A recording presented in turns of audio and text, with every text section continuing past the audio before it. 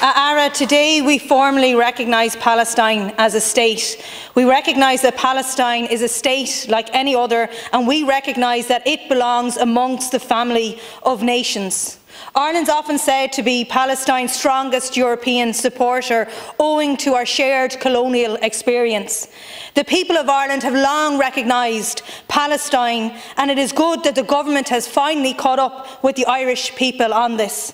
We share this recognition with Spain and Norway today, and Sweden, who recognised Palestine back in 2014, and we had an opportunity back then to do that too.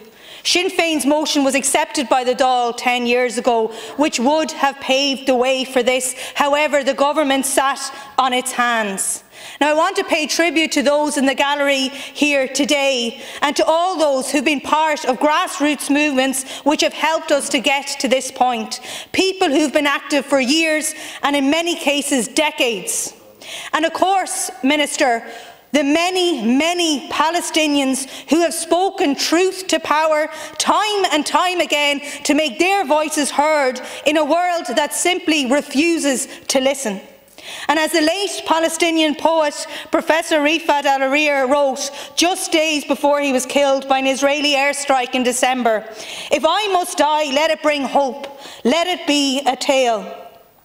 We recognise the Palestinian state against the backdrop of the continuation of a genocide unfolding in Gaza.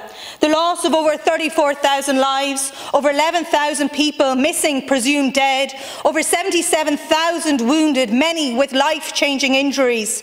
Recognition of Palestine's nationhood is not enough. It will not stop this genocide. It will not stop Israel's efforts to remove these people from their ancestral homeland. We need full-blown sanctions. The EU's double standards have been laid bare for all to see. We need to remove Israel's participation in Horizon Europe. We need the EU to revoke the EU-Israel Association Agreement. We need the imposition of the Occupied Territories Bill.